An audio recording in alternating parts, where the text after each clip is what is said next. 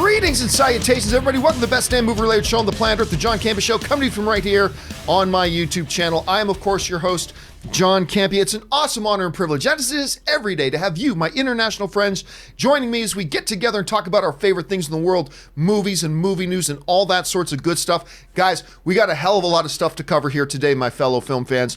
Zoe Saldana was apparently almost Lois Lane in the DC universe. How would that have been? Just Cause, the video game series, is getting movie adaptation treatment from the creator of John Wick. We, of course, got Star Wars images, the first story details and images coming out. We got a first poster for Terminator Salvation, all sorts of good stuff. And here helping me today to talk about all this good stuff, first of all, is the one and the only, the magnificent, His High Lord Supreme, Mr. Robert Meyer Burnett. Robert, how you doing, sir? High Lord Supreme. I get a new promotion every day. Well, I mean, you are the guy who hangs out with Bob Iger. So, I mean, that's true. I got to treat you right. Also joining us, of course, is Ashley Whalen. Ashley, how are you doing? I'm great, you guys. I saw Barry last night. I caught up on season 2, and episode 5 is amazing. For those of you that watch it out there, you have to watch it, or you have to talk to me about it because I loved it. You know what's funny? Cody Miller, Olympic gold medalist who does podcasts with me and Rob, he actually texted me the other day saying, tell me you're watching Barry. I'm like, I love Barry, seen season 1. I haven't watched season 2 yet. And all he said was episode 5, tell me, contact me immediately when you watch episode 5. So I don't know what you guys are watching, but I got to get myself caught up on that. Hey, yeah, you do. Interesting little thing, guys. You know how yesterday we were talking about that Always Be My Maybe, that Ali Wong movie, that the trailer is terrific. So I actually got, I love the trailer so much. I talked to the person, the PR people with it, and they're actually doing a theatrical world premiere tonight. And I think me and Ann are going to go to that premiere. Cool. That's cool. Just because I fell in love. That trailer that you guys turned me on to, by the way, that trailer I just found so spectacular and so wonderful. I'm going to see if I can get out and go see it tonight. There's a chance I may not be able to, but I'm hoping I'm going to be able to get out there and go see it. And I'll tell you guys all about it when I do. If not, I'll just go see John Wick again. Which isn't a bad way to do my day either. Hey, listen, guys, before we get into our topics, you know, a lot of you guys, this is an interactive show. It's us as film fans talking together. And a bunch of you guys have been sending in, like, questions and super chats way early. So let's just touch on a couple of these, see what you guys are saying before we get into our main topics here. Ashley, what do we got going on here? I'm just going to combine 2 of these. I can't think of a good username. Lando, or Landon, which is Lando Stupid Spell Checker, is wearing the same costume from Solo. Yeah, and again, we're going to talk about this stuff about these Star Wars images that have come out. We're going to talk about some of the story details that are coming out.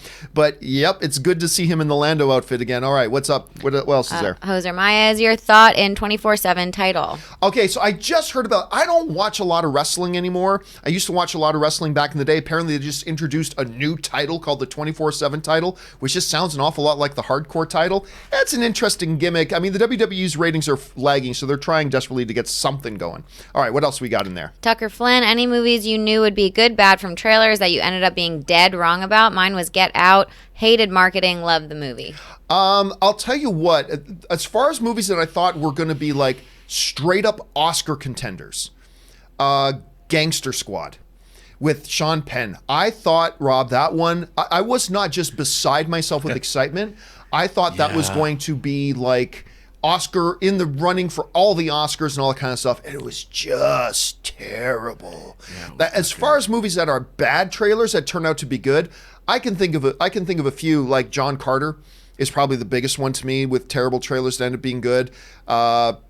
Teenage Mutant Ninja Turtles, the first one of the Michael Bay era. I actually really liked that movie, but I thought the trailer. You got any that stand out to you or jump out right away? You know what trailer I saw that I did not like, and I had no hope for the film? Raiders of the Lost Ark. Wow. When I first saw the trailer, it was guys digging in the desert. You didn't have any sense of what the movie was, and I wasn't very excited to see it, even though I went and saw a public sneak 2 weeks before it opened when it played on a double bill with Excalibur. And now it's one of the greatest films considered of all time. It was one of the it was a transcendent experience. I walked out of the theater going, oh my God, because it was nothing like I thought it was going to be. And I was literally blown away. Well, listen, guys, we've got a whole bunch of other live questions coming, but we'll get to those near the end of the show. If you got some thoughts or opinions on any of the topics we talk about here today, just throw them on in there. All right, before we get into our main topics here today, there are a few things we need to talk about right off the top, and we're going to start off with this. Now, we know that a new Terminator movie is coming. What's it called again? Terminator Dark Fate. So Terminator's coming. Not a lot of hope for this movie. There hasn't been a lot of enthusiasm, hasn't been a lot of hope being generated for this movie. Not a lot of people excited about it. But then CinemaCon came, and we were at CinemaCon, and Paramount did their presentation, and a part of that they showed this big thing of Terminator Dark Fate, and everybody lost their minds. And I wasn't at it because I was sick that evening. I didn't go to the Paramount. Rob, I'm going to ask you about it in a second here, but they have just dropped their first official teaser poster for it. Of course, we've got a trailer coming tomorrow, but they've dropped their teaser poster for it. And I was a little bit surprised that just front and center, the poster is Sarah Connor. They got Sarah Connor right in there. Welcome to the day after Judgment Day, which kind of says a couple of things. Number one, it kind of tells us the context of the movie, but maybe more importantly, it's yet another reminder. All those other Terminator movies don't exist, guys. There's Judgment Day, and then there's this. All the other ones were just a bad dream. That's kind of how they've been approaching this. And remember, that is what they're doing. They're pretending, this movie pretends all the other Terminators after Judgment Day don't actually exist. So that's kind of an interesting thing to see. Rob, I'll tell you what, for a first teaser, putting, that little tagline in there, welcome to the day after Judgment Day, Terminator Dark Fate, featuring Sarah Connor in it, I think this is a really good approach for a first little teaser poster. Two things, Rob. Number one, how do you like this teaser poster? Do you think it does enough? But number two, tell us a little bit about, without going into all spoilery details, but tell me about your reaction to the Terminator footage they actually showed at CinemaCon. Well, first, I like this trailer. I mean, I like the fact that they're announcing... Oh, pardon me, the poster. Yes. I like this poster because I was thinking about what they showed at CinemaCon. Right. I like the poster a lot because the fact that we do have Linda Hamilton coming back as Sarah Connor legitimizes it. Yeah, it totally... Well, the footage that we saw at CinemaCon was bananas. First of all, you see Mackenzie... the star of the new movie, who right. it first From shows Burn Notice, I believe. Yeah, she comes and she was in Blade Runner 2049. We see her show up from the future, presumably, and it's I don't want to say what happens, but it was interesting. And you meet other characters, and it's not what you. Well, then they show this scene that's on this freeway overpass where you see Diego. Is it Diego Luna? I think so. Yeah. Who is the new male Terminator who can split himself into two. He can split himself. Like Multiple Man? He's like Multiple Man, kind of. And we see Sarah Connor come and kick ass, and it's awesome. Then there was just a montage of footage that was bananas. There's a scene on a flying airplane where a Terminator is on the exterior of the airplane crawling across. I mean, it looks amazing. Like Tom Tim Cruise. Miller. What's that? And it's like Tom Cruise. Yeah. It's but times 10. It looks great to me. I mean, Tim Miller directed it, who directed Deadpool, and he directed that great Justice League, The Injustice, that trailer that everybody loved. The only criticism that I had of the Terminator Dark Fate material, the only criticism, is that the freeway overpass scene takes place in the bright sunlight, and the Terminator movies, Terminator 1 and Terminator 2, especially. It was a lot of practical effects. Right. A lot of like when that truck goes over into the LA River, and crashes through that when Arnold is driving, or the T-1000 is driving. The practical effects in those movies were incredible. And then CG took over. This looked like it leans heavily into CG. We'll wait to see, but I did love seeing the practical nature of bright sunlight and stuff blowing up that was not CG. Yeah, that's why it's so good. I really did like Terminator 3 Rise of the Machines, though. I don't know. I loved Claire Danes in it. So it has a great ending, too. I've got a soft spot for Claire Danes. And you know what? She's Honestly, great in it. All the Terminator stuff have elements that are quite good. Yeah. I actually really quite liked Lena Headey's the Terminator television series. It's really good. I thought that had a lot of promise too. And even in the worst of Terminator movies, I thought there was some redeeming stuff, but I do think it's really interesting that they're taking this approach about pretending everything else doesn't exist. And all the stuff Rob's telling you guys about, if they follow the pattern of what's been at CinemaCon, all the stuff they've showed us at CinemaCon, from It stuff to advanced trailers of this and that, they eventually release that as promotional material for the. So don't think that Rob's giving you any kind of a spoiler. He's probably just explaining something that's going to be in the trailers you're going to see. So yeah, don't worry about that. But anyway, guys, what do you think about this new poster that's come out? Do you think it works for you, hearing about the Terminator stuff? Are you starting to get excited for it? Are you reserving judgment until you actually see that trailer yourself tomorrow? Jump down to the comments section below and let me know your thoughts. All right, with that down, let's go to another little thing off the top here. Rob, I don't know if you heard, but coming near the end of the year, there's this little space indie film coming out called Star Wars. Really? Episode 9, yep, it's coming. It's coming. I hear it's a kind of inspired by the 1970s hit film. Anyway, Episode 9 is coming. We've known this for a while. The name of it is, of course, The Rise of Skywalker. They dropped the first teaser trailer at Star Wars Celebration. Well, now the first, I guess we can call them official images, have come out. You know, Vanity Fair, whenever there's a new Star Wars movie coming out, they always do these great spreads and these great images and great articles giving us a lot of information. And they've come out of the gate and done that already. And we're going to start by looking over and looking at a couple of these images. And first of all, we're going to start with this. The article does confirm the Knights of Ren play a significant role in this movie. That is something that a lot of people were talking about. That's something a lot of people were anxious about, that a lot of people were excited about the possibility. They wanted to see Knights of Ren. The article does confirm that they do play a pretty significant role. Whether that means they're in an hour of the movie or 10 minutes, but an important 10 minutes, who knows. I like that they look like Mad Max Road Warriors more than anything else. It looks like the one guy in the back there is carrying Thanos' sword. Or maybe one of the swords from inspired by a Final Fantasy movie. The one guy's got a gun on his arm and all that kind of stuff. They just look very rugged, road warrior-ish. I dig the look, and I know a lot of people are going to be excited about that. Rob, I knew you'd be excited about this particular image. Ooh, my man, Richard E. Grant. Richard E. Grant. One of my favorite actors of all time, who stars in one of the greatest comedies of all time with Nail and I. He's one of my favorite actors. With General Hux, he plays what's he, General Pride, but like there's Allegiant General. Yes. Allegiant General Pride. Let me tell you, Hot Toys better make a Hot Toys action figure of him. And he's just coming off of Oscar buzz that he got this year. So I mean, it's his year. I can't wait. He looks great. He looks so good. It's nice to see Imperial officers that look like First Order officers. First Order, yeah. Don't get confused. So we get a good look at him. He's looking pretty great. Then this was a pretty wonderful image, I think. Getting a look at Rey and Kylo, it looks like they are indeed going to be squaring off again. And the article goes on and talks about how Kylo says, you know, that Rey and Kylo have a maybe connection. They keep referring to it as a maybe connection.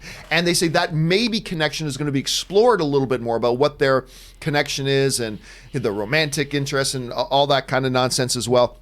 And then, Rob, another wonderful image that I knew you would appreciate very much. Lando. Yeah, I'm all excited about that. Lando in the cockpit of the Millennium Falcon with Chewie back there, and he's got Poe Dameron in there. BB-88.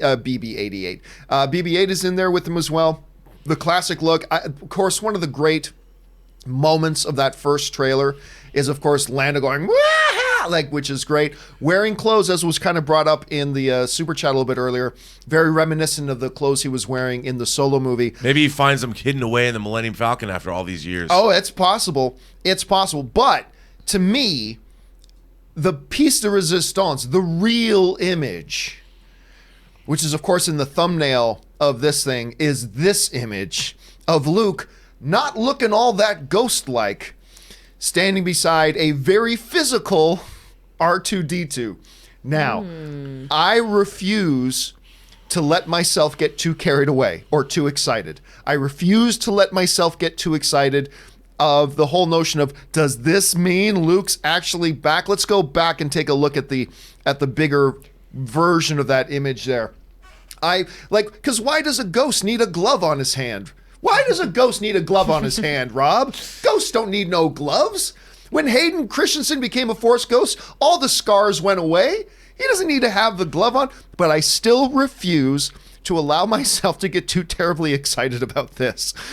But there's a little part of me is all excited. Now, I should point out that while this image is in there, in the Vanity Fair article, there is no mention of Luke other than like past tense stuff.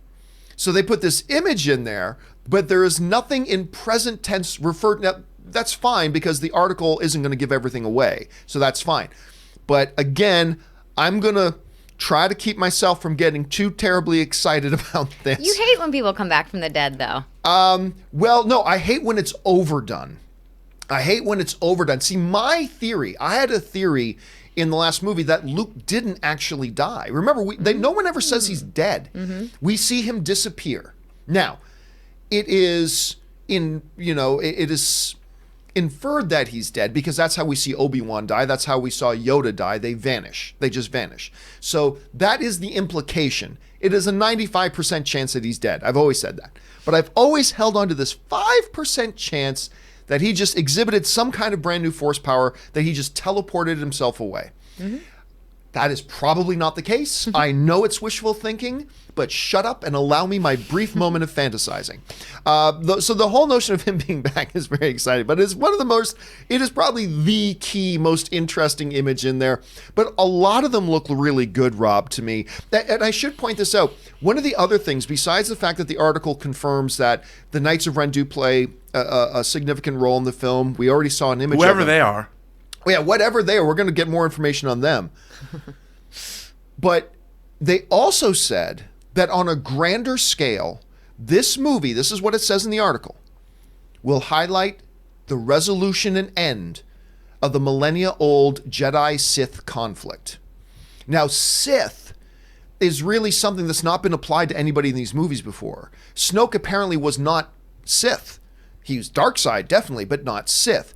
We've never heard Kylo refer to himself as Sith in any sort of way. But the article says that this movie is going to highlight the end of the millennia-old conflict between Jedi and Sith. So I thought that was interesting as well.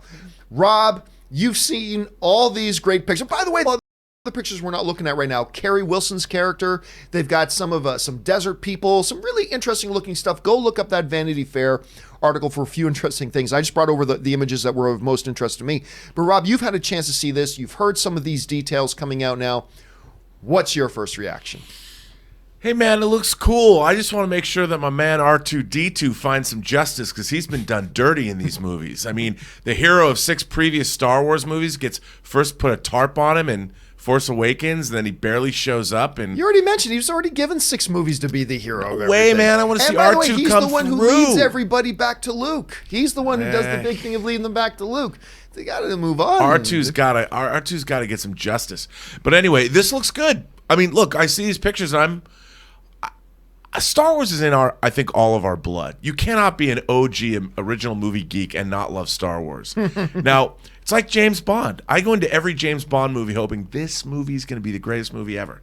Now, I want Star Wars to be awesome, and these pictures, they're intriguing, and I am excited. It's all about, again, characters and story, and it sounds great to me. Where's Palpatine? Well, what do you think about this whole thing about the Jedi and the Sith conflict coming? How do you think they're going to resolve that? Well, otherwise, it's going to seem like 3 movies of the longest Tinder date ever between Kylo Star Wars Episode 10, the longest Tinder date ever. I mean, it really has. I love it. That's great. I had a long date once. I was at the Real Inn in Malibu for 12 hours. It turned out well. But I mean, that's kind of what this is going to end up being. I want this to be great. And if they're going to end the Sith conflict, the problem is, where has that Sith conflict been in the other movies? I mean, we've kind of got a little of it, but like you said, who was a Sith? Maybe we'll find out. Maybe Palpatine's been pulling the strings all this time. Well, I mean, again, and notable by its absence is any imagery of Palpatine. Now, look, they made such a splash statement at Star Wars Celebration with the ending of that teaser and, hearing the Emperor's laugh. And just to put an exclamation point on it, when the lights came up in the auditorium, there is Ian McDiarmid standing there, the Emperor himself, going, "Run it again." And they play it again, just in case you weren't clear that was the Emperor laughing. Right. Here's Ian McDiarmid for you. So very noticeable by its absence in there. So clearly the whole Jedi Sith thing, a little bit of more of alluding to the Emperor and all that kind of stuff. So, dude, I don't know. I just see these pictures. I'm always looking for, I am a Star Wars guy. Yeah. Star Wars is in my blood. It is my earliest childhood memory. It is my biggest excitement. It is everything in the world to me. But the movie's still 7 months away, and so I've kind of been waiting, not getting my engine revved too much, even when the first trailer came out. I gotta tell you, these images I can feel the engine starting up. I can feel the engine starting up now, and I'm starting to get excited, and still a long 7 months away. Still a long 7 months away. But the question here, guys, is what did you think of these images from Star Wars and some of the plot details that we've heard revealed? The whole Sith-Jedi conflict coming up. We got Knights of Ren stuff coming up. The other things they said in the article, things like, whereas the original Star Wars trilogy was about yearning for the past and the glory of the Old Republic, these films are supposed to be particularly emphasized in Episode 9 about looking forward to a better future. All that kind of stuff. What did you make of it? Jump down into the comments section below and let me know your thoughts. And by all means, fire in a super chat or two and give me your opinion for when we get to the live part of the questions. All right. With that stuff down and out of the way, let's now move on to our main topics today, as if those weren't also main topics. But anyway, let's move on to our prearranged main topics of the day. How do we select our main topics to be featured here on the John Campea Show? Well, it's really simple. We get them from you. How do you submit them? By going to www.thejohncampeashow.com/contact. Once you get there, fill out the form with your question and topic, hit submit, and maybe, just maybe, you might see your topic or question featured here on the John Campea Show as well. With that down, Ashley, what's our first main topic today? First one up is from Terrence Bell. I love Marvel and Star Wars to death, but by a mile, the movie I've been most looking forward to this year is Quentin Tarantino's new one, Once Upon a Time in Hollywood. I saw the new trailer, and it didn't instill a lot of confidence in me, but then I read that it got a 6-minute standing ovation at the film festival, and that people are raving about it, calling it Tarantino's masterpiece. Do you think this could be Tarantino's best movie yet? All right, so for those of you who don't know what Terrence is talking about, Quentin Tarantino's new film, Once Upon a Time in Hollywood, just had its premiere at the Cannes Film Festival, much like his, I believe it was Pulp Fiction debuted at the Cannes Film Festival so many years ago now. It's kind of weird to think about it that way. And how was the response? Like he said, it was a 6-minute, some outlets reported 7, that might have been exaggerating, but still 6 minutes, standing ovation. A 15-second standing ovation is great. A 6-minute standing ovation.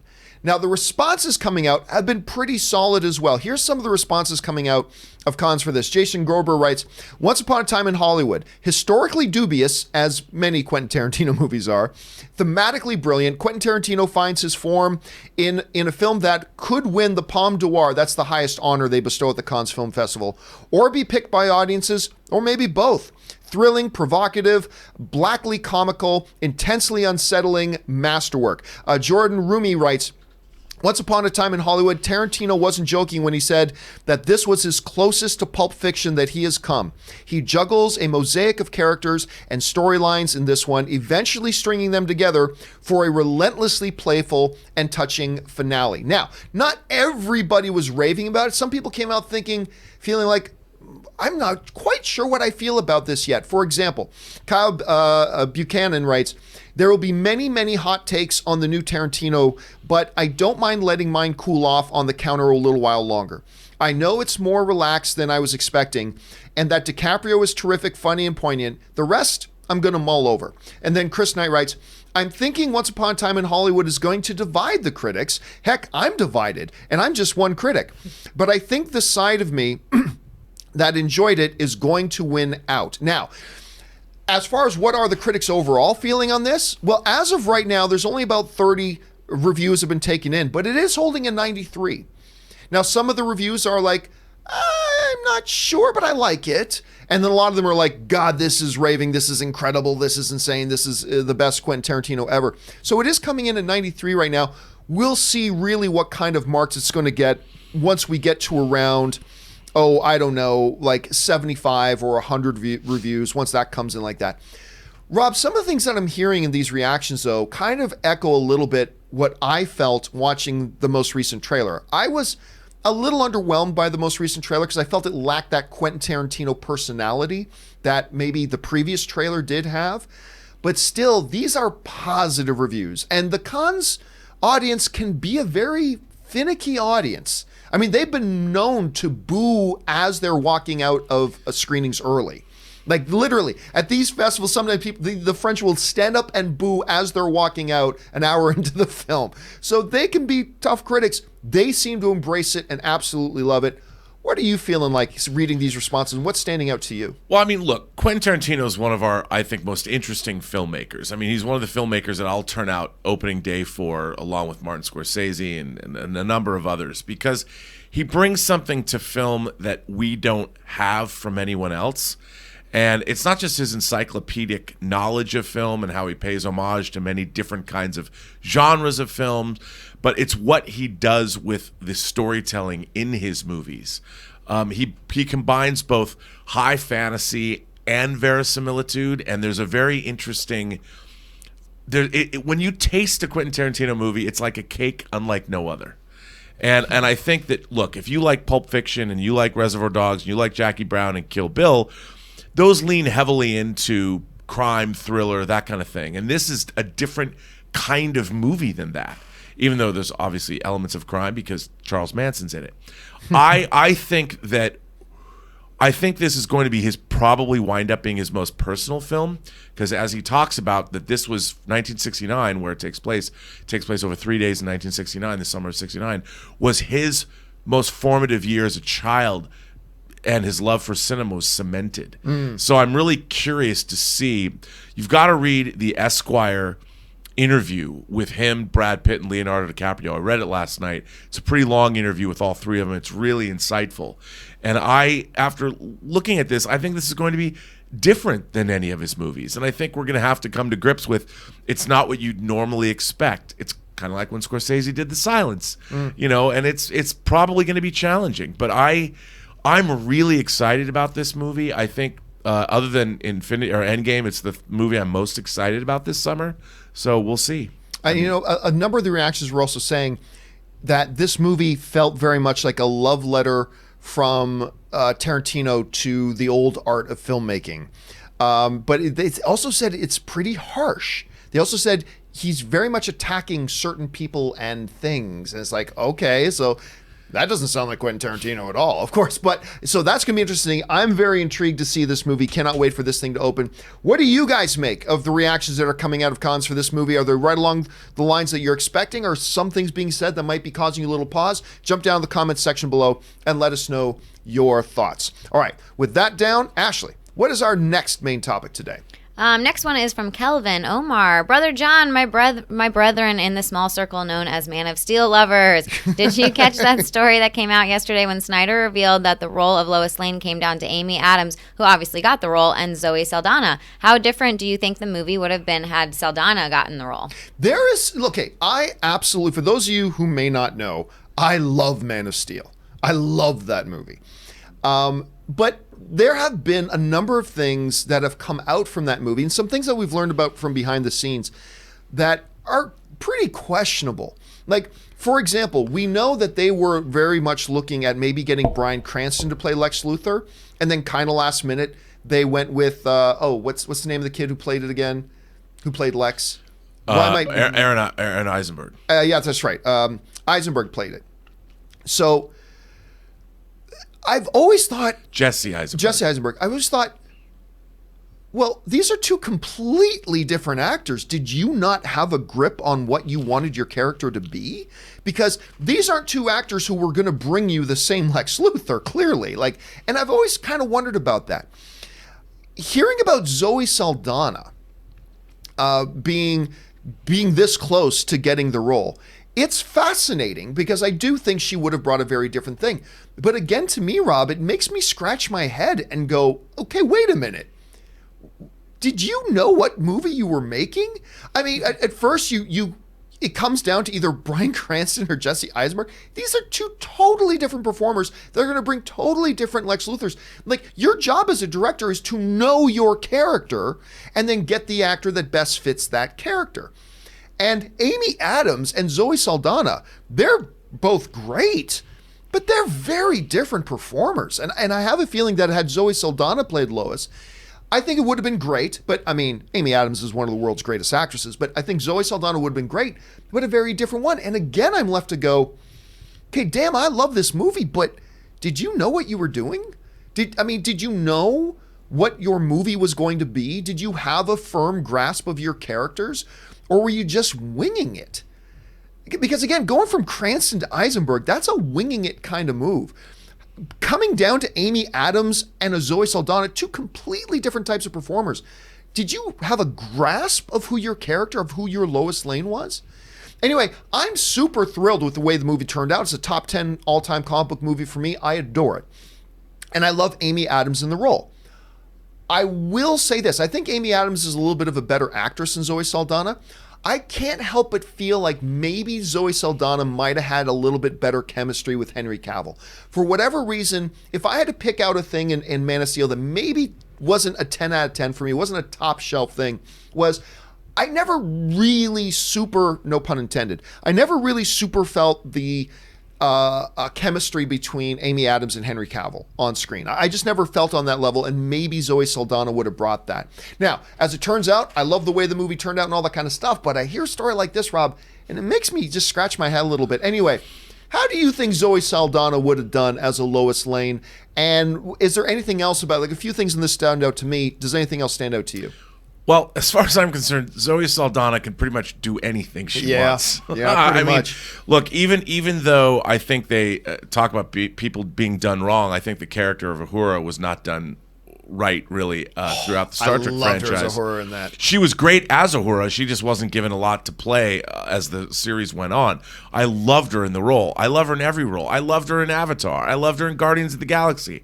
I think she would have made a great sassy Lois Lane. I think she would have knocked it out of the park. I agree. And I wonder what that movie could have been. I mean, Bryan Cranston, I think, there's often, when you're making a film, I tend to not think about actors when I'm, say, reading a script or something, because I like to see I want actors to surprise me personally.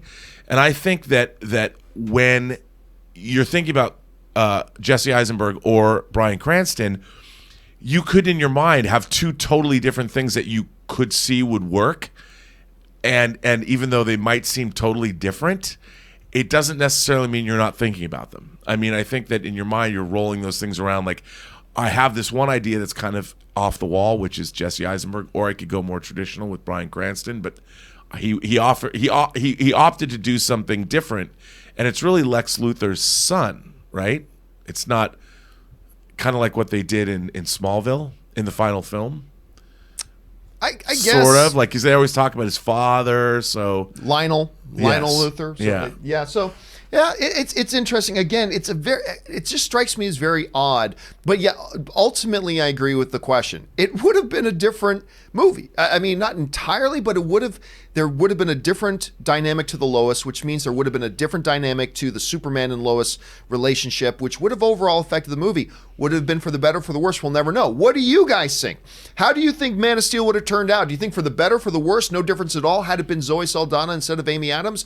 Let me know what you think. Jump down to the comment section below and let me know your thoughts. All right, with that down, let's move on now to the next issue today. What is our next topic today, Ashley? Next is from George M. Greetings and salutation. Love the show and watch every single freaking day. Thanks, Rory. Anyway, please help me out. I love Michael Peña. He can do comedy, drama, you name it. But lately he's been making some really crazy role choices. He's in that terrible looking Dora movie, and now I just heard he's going to be in that Tom and Jerry movie, apparently as the zany bad guy. Why is an actor of his caliber slumming it like this? And do you think continuously making choices like this could hurt his brilliant career? Thanks. Okay, let's be very clear here. Michael Peña is awesome.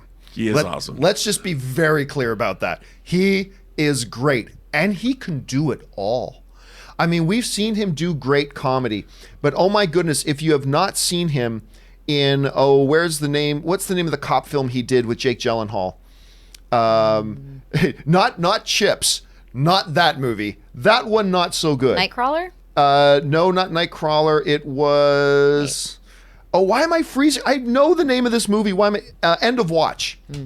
End of Watch, right. which he was insane. So he can do deep drama, he can do comedy, he can do all that kind of stuff. Now, while he's doing all that and playing one of the most entertaining characters in all of the MCU in Luis, at the same time, he's done Chips.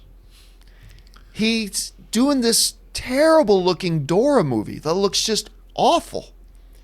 And he's doing Tom and Jerry, which we haven't seen. We haven't seen it. Maybe it'll be great. It won't be great. Maybe it'll be great. Who knows? Why does a guy like this make choices like this? It's a fair question. Now, getting to the Tom and Jerry issue there, here's the specific information that comes out of Deadline. Michael Peña will play the antagonist in Warner Brothers live-action / animated hybrid film take on the classic cartoon Tom and Jerry, which Tim Story from Fantastic Four fame is directing. Peña joins previously announced star Chloe Grace Moretz, I like her, who leads the film as Kayla, a new hire at an elegant park hotel where Jerry the mouse is staying. Worried for her job, she hires a broke alley cat, Tom, to get rid of the mouse.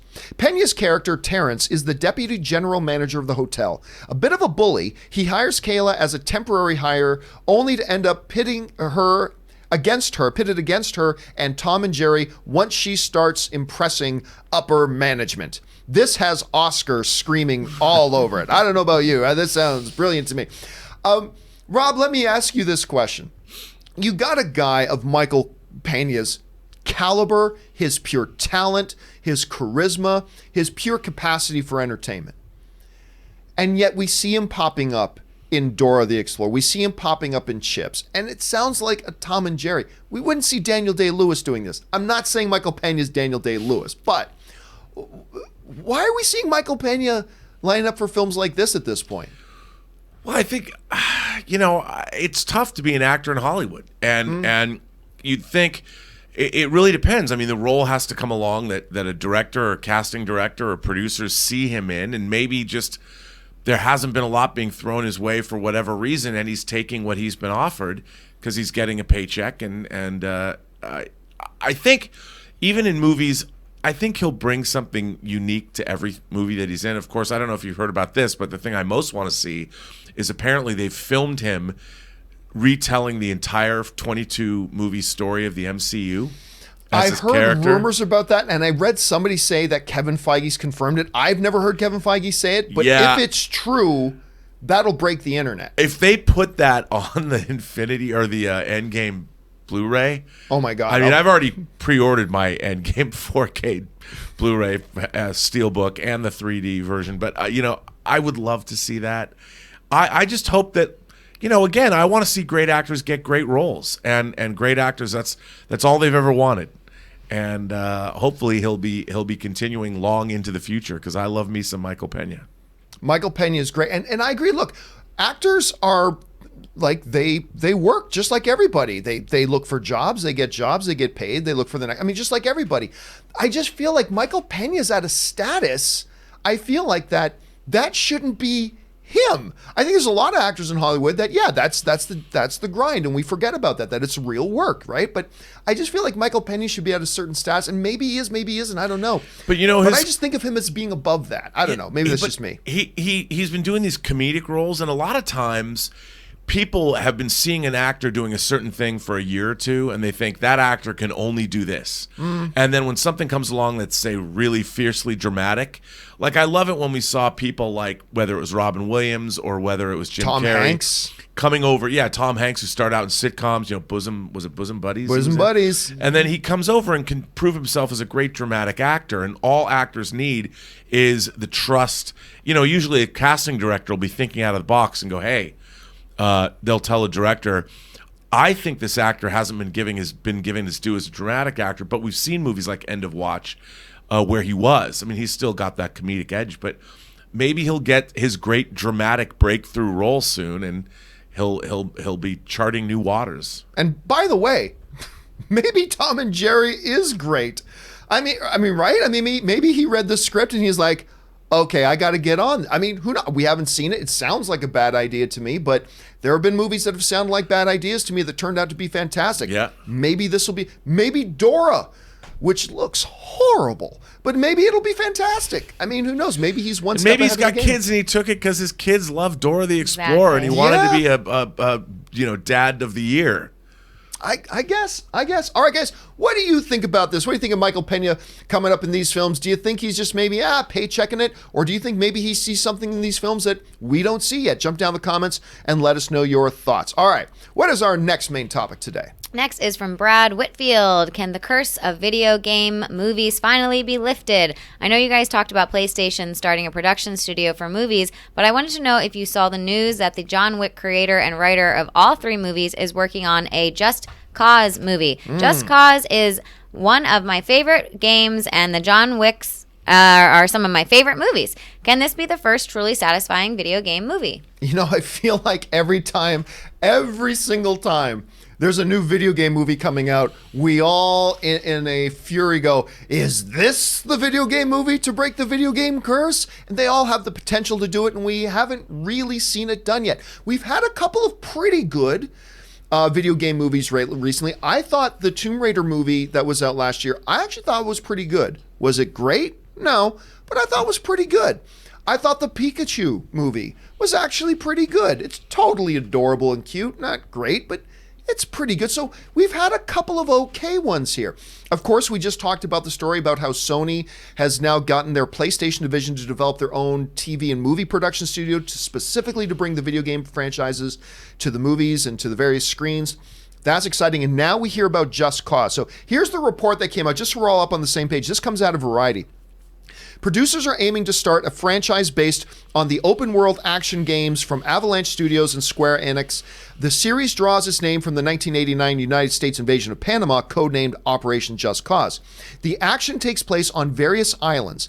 The film will follow Rico Rodriguez, a.k.a. the Scorpion, of course his name is the Scorpion, on a race against time mission to stop the lethal mercenary group, the Black Hand. And of course, Constantine Films, who is behind Hitman and stuff like that, they're on board with this as well as a friend of ours, a guy we know, Adrian Iscaria, who is a producer from Prime Universe Films, is going to be on that as well. And I got to tell you, if you're somebody who's been looking forward to video game material making the transition, this is an exciting time, Rob, because with the announcements, well, first of all, we've had Tomb Raider and Pikachu, both not bad, which is high praise for a video game movie, let me tell you. Not bad is high praise. We've had the big Sony announcement. It seems like right now there is a renewed interest from various studios to be looking to video game properties that they can transition into movies. Just Cause is definitely an action-adventure type of property that could fit that mold. Rob, do you see this as an isolated thing, or do you kind of see it like me that this seems like an overall trend right now? It seems like studios are going to be really moving towards this direction right now, and if so, why? Well, again, studios are risk averse. You know, they want to actually bring in properties that they can develop that people know. It's a lot easier to bring a project that already has name value, name recognition. But with all the failure over the decades, isn't that a little bit of risk? Well, but you know what? Everybody goes into thinking, but the story's there. Everyone, look, I want to play video games. I don't want to watch video game movies. I'd rather see books adapted. I mean, I've got a shelf full of literally hundreds of books that I think need to be adapted. It used to be thousands, but they've been adapted. And look, if Adrian's going to make the movie, I hope it's good. I want Just Cause to be good. I like the idea of it. I've actually played Just Cause. It's a great game. But then again, the thing about video games is what makes them fun is playing them. Yeah, they're made for gameplay, not for narrative storytelling. Right. But it could be good. I mean, just like it's a spy thriller, an action adventure. Why not? Well, it's like I always say, though, Legos are made as plastic building blocks for building squares. They're not built for narrative storytelling, and yet we ended up with a magnificent Lego movie. It's true. I think all these video game movies, they carry the potential to be something really special. I still remember, Rob, I was so convinced that the year was coming when we were going to get a Warcraft movie and we were going to get Assassin's Creed. And I love the talent attached to both. It's like, this is going to be the year that ushers in a new golden age for video game movies. And it didn't really work out. I didn't mind Warcraft, I'll be honest with you. I know a lot of people didn't like it. I didn't mind it. Assassin's Creed was utter garbage. and it's kind of set everything back, but it looks like we might be getting a new Rush. What do you guys think? What do you think about Just Cause? Do you think this is something that can make a good movie? Do you think there's an overall trend maybe now looking more towards the video games as potential material for making new movie franchises? Jump down to the comment section. I want to hear your thoughts. All right, let's now move on to our final main topic today. Ashley, what is our final main topic today? All right, guys, last one up is from Jorah, the Friend Zone. George R.R. Martin wrote in his blog a great send-off message for the Game of Thrones series. But something interesting I noticed was when he said that one of the show writers, Brian Cogman, will actually be working on the new Amazon Lord of the Rings show. We knew he signed a big deal with Amazon last year, but I believed this is the first we've heard of this aspect. Thoughts? Yeah, so Cogman, who has been a producer and a writer since day one on Game of Thrones. He was right there from the beginning, an executive producer, a writer on it. To make this transition going from here over to Lord of the Rings, apparently he's going to be like a supervising consultant over on the new Lord of the Rings show, which means they're taking that show really seriously, as if we didn't already know that from the fact that they were putting $1 billion into this series. If that didn't already tell you they were serious, looking at this type of talent there. Now, it makes sense. George R.R. Martin has always said that a lot of his inspiration for Game of Thrones has come from Lord of the Rings. So to have that type of a connection only kind of makes sense to me. I'll tell you what, Rob, I don't know if there's anything else that could get me more hyped for this series. I love that they're going to the Second Age. I love the world of Middle-earth. Amazon has already proved they're very, very serious about this program, putting the type of money that they're in, and now going out and getting this type of behind-the-scenes talent. I think this speaks a lot to their confidence in it, to their dedication to it. And I've always said, look, if you're a studio and you're not going to show confidence or dedication to your property, why should I as an audience member? But if you do show that stuff, you're going to get me excited. This has me excited. What do you make of all this? I'm excited. I mean, I think it's a case where somebody looks into who can we get that's going to be the best person to help realize this, manage the incredible mythology, manage the dense literary material. And one of the things that the Lord of the Rings series doesn't have going for it is they can't use the original books because we've already seen those, and they're dealing, as you pointed out, with the Second Age. Right. And we did get a glimpse of the Second Age. Fellowship of the Ring opens with the end of the Second Age, which was the first War of the Ring. And I think there's so much great material to be mined, and a lot of it is going to do with all of the incredible, voluminous amounts of backstory that Tolkien wrote.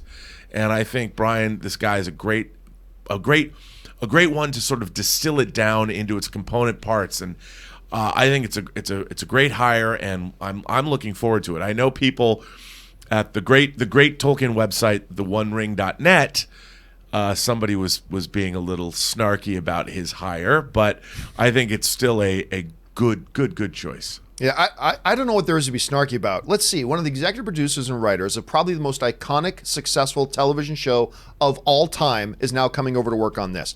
I think that's pretty good news. Ashley, let me ask you, as somebody who's watched Game of Thrones and you've watched Lord of the Rings, what do you think about this? Do you think this sounds like it's too similar of material? Why just go from this to that? I'd rather see him do something completely different. Or do you think this is just a really good fit? How do you look at it as an audience member? I think it's a great fit. I don't think that he needs to reinvent the wheel. If he's good at a certain type of genre, then he should continue on that genre. He's giving us great material, and I think he'll continue to do that. And I didn't read the Lord of the Rings books. I'm not the biggest Lord of the Rings person, but I'll definitely tune in to watch this show, and I think it'll be great with that caliber of a writer behind it. So what do you guys think about that? Do you think this bodes very well for the Lord of the Rings program? Does it give you some apprehension? Jump down in the comments section or into the super chat and let us know what you think. All right, guys, listen. Well, that's it for all of our main topics today. We're going to move on now to our live questions. But, before we do, there's a lot of other things going on in the world of entertainment that we simply don't have time to make main topics here. But I want to make sure if you're watching the John Campea Show, you guys are caught up to date on all of the important stuff going on. So here's a little something that fact checker Jonathan calls the daily movie news feed. Check it out. First up, although Alita Battle Angel may not have performed as well as 20th Century Fox would have liked, it still earned over $400 million worldwide. If you're ready for your second viewing, or are like me and are still waiting for your first viewing, the film will be released on digital on July 9th, 2019, and on DVD, Blu-ray, and 4K Ultra HD on July 23rd, 2019. The 4K release is also the only format to include a Blu-ray 3D copy of the film, if that's what you're after. The home media releases will also come packed with a large number of special features, over 2 hours worth, which will take you behind the scenes of the film. Next up, another new poster for the Child's Play remake has been released, and this one may yet again offend die-hard fans of the Toy Story franchise. From MovieWeb.com, the two films open the same day, which should prove to be one of the more interesting box office showdowns of the summer, as two very different varieties of toys that come to life will be duking it out for the hard-earned dollars of various moviegoers. The creative team behind Child's Play has been having fun with that notion, this time at the expense of Slinky Dog, seen here. While Toy Story 4 is sure to come out on top of the box office that weekend, Child's Play has the chance to do solid business, assuming critics don't roast the remake upon arrival, much like Chucky has done to poor Slinky Dog. Next up, it seems there are ideas aplenty for the Ghostbusters franchise. While director Jason Reitman is currently making a Ghostbusters film, which will be a sequel to the first two films and ignore 2016's Ghostbusters Answer the Call, franchise co-creator Dan Aykroyd has more plans up his sleeve. From ComingSoon.net, in an interview with 660 News, Aykroyd revealed that he's already written a prequel to Ghostbusters, which would feature the film's three lead characters, which were portrayed by him, Bill Murray, and the late Harold Ramis. Aykroyd said the following: "I've written Ghostbusters High, where they meet in New Jersey in 1969, and we're looking to do that as probably a glorified feature or pilot within the next maybe 5 years, and it would lead to a television project that I thought of Jason Reitman immediately for that. It's on his desk, but that's years away from the current project. But it's a neat idea for a prequel. Imagine casting the three characters as teenagers." Next up, a few months ago we received our first teaser trailer for the upcoming Downton Abbey film. Now a full-length trailer has been released revealing a few new plot points. From Cinema Blend, the overarching plot to the film involves an impending visit by the King and Queen. People are in a tizzy about the big and unexpected visit, to the point where Lady Mary asks the now retired Carson to return to his post at the manor. There's more seemingly going on, as Lady Mary seems to be contemplating leaving Downton Abbey altogether. It seems the same old "the world is continually modernizing" narrative that has been a major component throughout the history of Downton Abbey will certainly be present in the big screen venture, which should feel very familiar to fans of the show. Downton Abbey will officially hit theaters on September 20th. Next up, a feature film reunion of the creative team behind Bridesmaids will no longer shoot in Georgia, following the signing of an anti-abortion legislation in the Hollywood-centric state. From Variety, Kristen Wiig and Annie Momolo's new comedy, Barb and Star Go to Vista Del Mar, has pulled out of the state in light of its so-called heartbeat bill. Wiig is a co-writer and star alongside Oscar nominee Momolo in the movie. The bill seeks to ban abortions after the detection of a fetal heartbeat, and has become a lightning rod for protests and outcry since Georgia Governor Brian Kemp signed it in early May. Wiig and Momolo are not the first to flat-out boycott filming in the state. Indie producers Christine Vacon and Mark Duplass made wide calls to the Hollywood community to abandon planned shoots in a stand for female reproductive rights. Actors like Jason Bateman of Ozark pledged to leave the state if the bill becomes law, which is expected to move to a higher court and scheduled to take effect on January 1st. And finally, the fires are out and the ashes have fallen, and Game of Thrones is over. But the story continues, in the form of HBO prequels and, of course, the book series that started it all, George R.R. Martin's A Song of Ice and Fire. From /Film, Martin bid goodbye to Game of Thrones in a lengthy blog post on his Not a Blog website, recounting the journey that his story has taken since his fateful lunch meeting with Game of Thrones showrunners David Benioff and D.B. Weiss. The big question for the author is, when will his new books be coming? Martin said the following: "I'm writing. Winter is coming. I told you long ago, and so it is. The winds of winter is very late. I know, but it will be done. I won't say when. I've tried that before, only to burn you all and jinx myself, but I will finish it, and then will come a dream of spring." As for the question of how the books will end in comparison to the show, Martin said, "How will it end, I hear people asking. The same ending as the show? Different? Well, yes, and no, and yes, and no, and yes, and no, and yes. So more than likely the book's ending will play out differently, but will it be that different from the show? Probably not." And that will do it for today's installment of the Movie News Feed. And now you are all caught up to date. Thank you to Fact Checker Jonathan for putting that together for us on all the stuff going on in the world of entertainment. All right, guys, we're going to spend the rest of the show now hearing from you guys, hearing what you guys have to say. What are the topics you want to talk about? What are the opinions that you have? That's what we're going to do right now. So let's jump on over there and pick things up. Where did we leave off? I think we're on Hoser Mia's. We are. Yes, Hoser Mia's Night of Ren, hell yes. Oh, yeah, Knights of Ren. A lot of people have been very excited about this, Rob, including me. I mean, I was fine if they didn't do anything with the Knights of Ren. That's fine. They weren't important to the story before. But I'm kind of giddy that they're doing it. I think a lot of people are going to be happy. I think so too. All right, what's next? Matt S. F. Jada. Will Tarantino again shut journalists' butt down when this time he's asked about Weinstein? He was already being very defensive in the press conference. Well, no, he wasn't really defensive in the press. Here's the thing.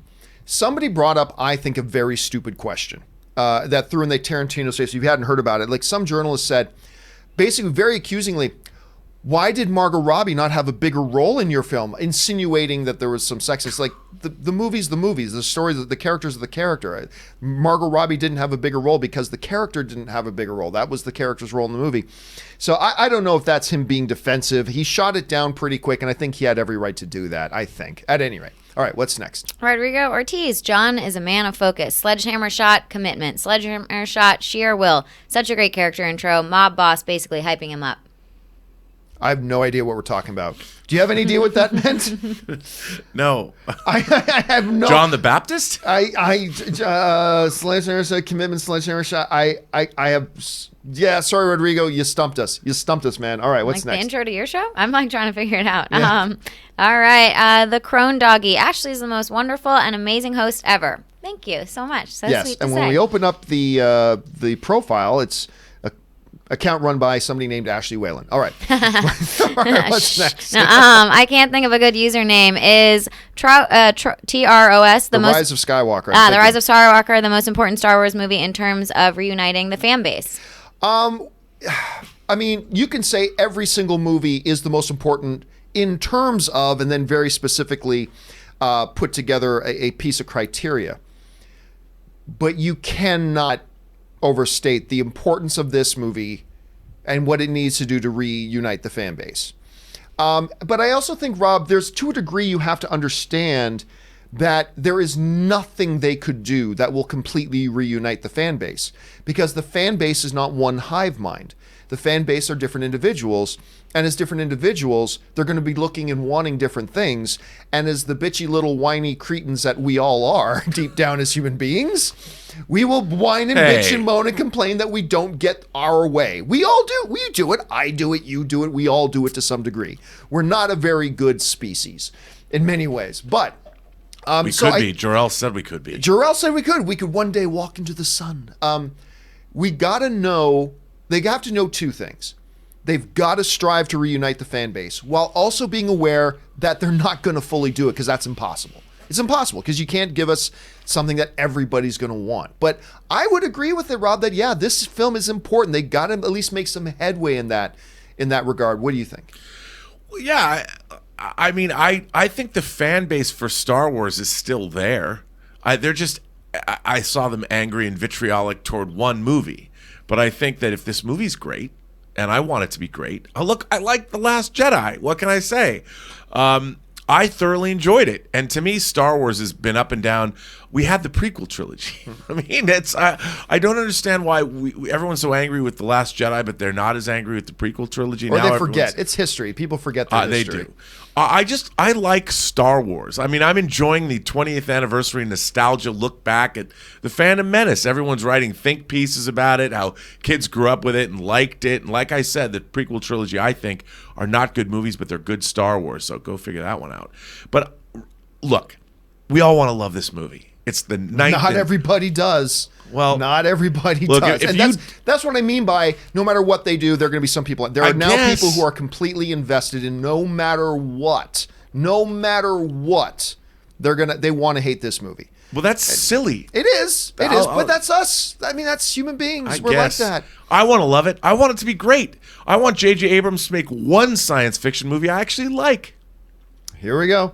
All right, what's next? Rodrigo Ortiz. Also, have you seen Nikolaj CosterWaldau's, that's Jaime Lannister's movies, Shot Caller? Hopefully his career develops into something special after Game of Thrones. Shot Caller was pretty great, but unfortunately he also made his one debut into, oh God, that Don't diss on Gods of Egypt. No. Oh, I forgot he was in Gods of Egypt. No, I wasn't even going to go there. There was that kind of rom-com with the three female leads, and they were all being cheated on by the same guy. And I'm trying to remember the name. Include the one supermodel is in it as well. And that movie was awful. Look, he's a very handsome man, though. Is that what it was? The Other Woman. Thank you very much. And here's the thing, though. While it is changing, it is still very difficult for an actor who has made their name on television show, particularly a really big popular one, to then transition into a successful movie career. It's rare. Now, it is changing. It's becoming a little bit more common than it used to be. It is changing, but it is still a very difficult thing to do. It's still a very challenging thing to do. And, somebody actually wrote to me the other day, Rob, and asked me, do I think any of the Game of Thrones actors are going to be able to transition out of Game of Thrones into something successful? And you pointed out the dude who played Robb Stark, whose name is alluding. What was his name again? Richard Madden. Richard Madden, who's very, very good. Kit Harington has done some foray into the movies, not terribly successfully yet. So it's still a challenging thing, but the dude's got the look of a movie star. He's got great acting chops. It would be great to see him do it. I just don't know that I put money on because it's still a really hard thing to do. All right, what's next? Jetfire 97. Have you seen the 1973 Westworld with Yul Brynner? I have not seen the 73 version. Have you, Rob? Oh, yes. I was going to say, I bet you have. Yeah.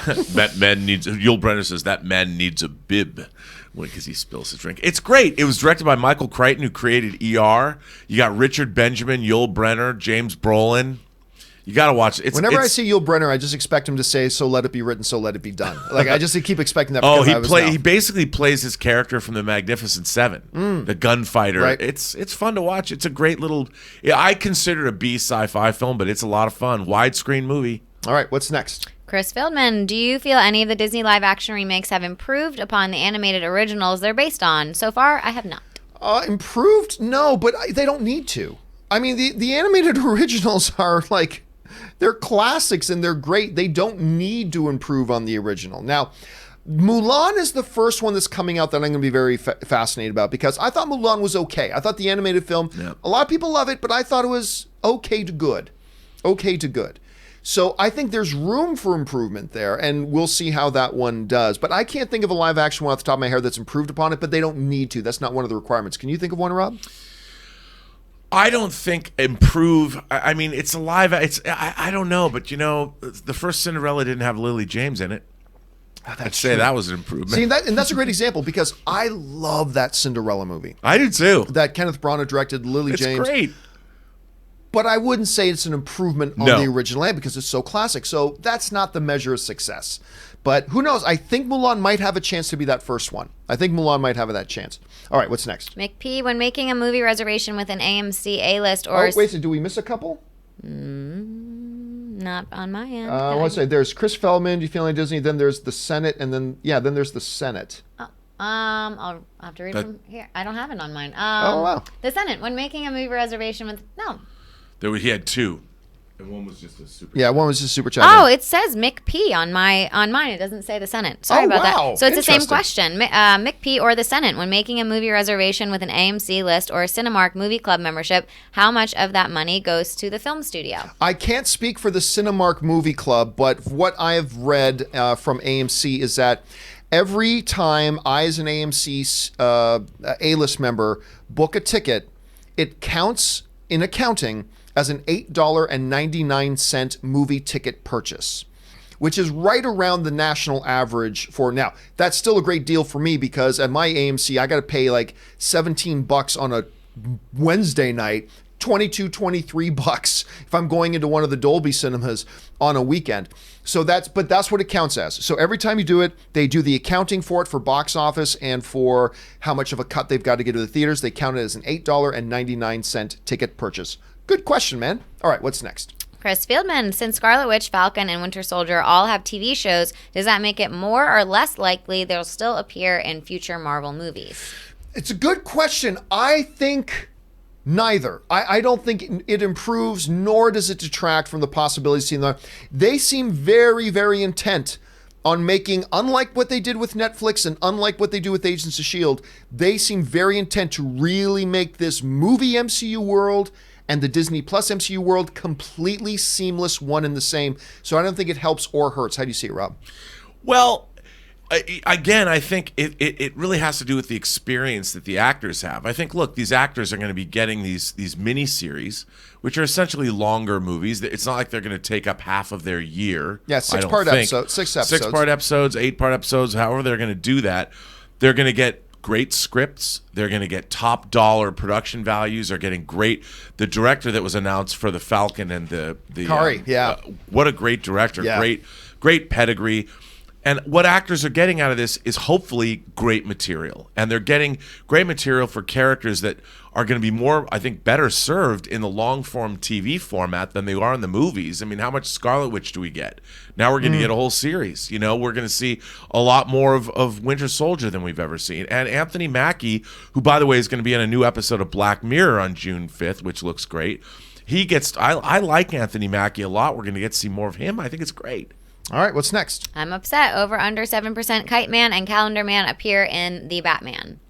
Oh, 7's a good low number. Don't laugh. The first one, though, I'll take the under. Eventually, I would go over 7%. Eventually, but for the first one, I'll go under. Rob? I'm going to go under on both. Under on both. Okay. Yeah. What's next? I can't think of a good username. Luke doesn't look like a Force ghost. Don't get my hopes up. Do not get... Don't do that. What? Give me hope. Don't do it. Don't give me hope. You're right. He doesn't look like a Force ghost at all. Why's he got that glove on? I cannot let myself get too excited, Rob. I'm going to cry. I think I'm literally going to cry sitting here thinking about it. Don't cry, Johnny. I think I'm literally going to cry. All right, what's next? Shinigami Eye. Thoughts on the movie Coraline? Oh, Coraline was great. I love it. Coraline is great, and kind of was like a forerunner to all the films that they put out afterwards, and really kind of was their hallmark stamp. It's like, hey, we're going to make some weird looking, but really cool and really high quality stuff. It's a really good movie. All right, what's next? Phoenix Rising, big fan, but why are you skipping people's super chats for larger ones? Seems like a corporate overlord type of move. All right, what Phoenix is referring to, and no, I am not. What Phoenix is referring to is what I started doing like last week is when we get to, usually we get to the end of the show because we run out of time, but there are still some outstanding questions. And so what I do is I gather up those questions and I address them in companion videos because I want to make sure every question you guys sent in get answered properly in a video. But what I started to do was that I started feeling a little bad that some people, because when you send in super chats, you're actually supporting the show.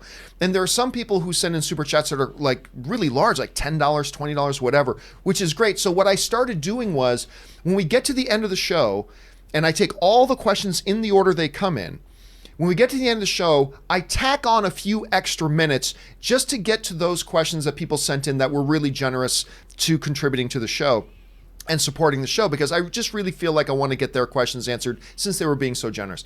But no, I am answering all questions in order until I get to right around the hour and a half mark of the show, which is normally where I end the show. I've just been tacking on a couple of extra minutes just to get those ones in to show my gratitude. But that's all. But no, I'm not skipping anybody's questions. I'm just going all the way through in order like I always do, the same amount of time that I've always done. It's just I've tacked on a few extra minutes to get to those extra questions. That's all I've done. But fair question. All right, what's next? Sam, rewatching Arrow. Oh man, our season 1, 2, and 3, amazing. Yeah, 3 is where it started to fall apart, but the first part of season 3 was great. I was the biggest, what I called myself was an Arrow evangelist. I was the biggest evangelist in the world for that show. I loved that show so passionately. The writers did Stephen Amell dirty, I believe, after seeing they started doing some really ridiculous stuff. And the show's been a little bit hit and miss since, but man, those first 3 seasons, first 2.5 seasons, some of my favorite television the last few years. I mean, seriously, I loved that show, and they kind of lost their identity a little bit, and that's really too bad because Stephen Amell's great in the show. All right, what's next? Blu-ray Billy, have you seen the reviews for Aladdin? Pretty good. We talked about it on the show the other day. You know, it's been a roller coaster ride, Rob. I mean, excited to hear that an Aladdin movie's coming. The first trailer comes out, it's like, what the hell was that? And everybody gets kind of turned off by it. Then a new trailer comes. It's like, oh, people, the trailer doesn't look so bad, but there's still a lot of skepticism. Then we see the footage at CinemaCon with the whole Never Had a Friend Like Me musical number, and a lot of us are going, wow, that looks good. But still a pessimism, and then the first reactions came out, and they were actually, you know what, this isn't bad. So I'm going to go see it tomorrow night. I'm stoked for it. I'm kind of excited to see it. Let's see how it turns out. But it is kind of reassuring to see that the reviews have not been so bad. All right, what's next? Shinigami I, Bay plus Fast and the Furious equals 2 billion worldwide. Can you imagine Michael Bay doing a Fast and the Furious movie? That would be the Citizen Kane of the Fast and Furious. It would be bonkers. I would like to see it as long as there was justice for Han.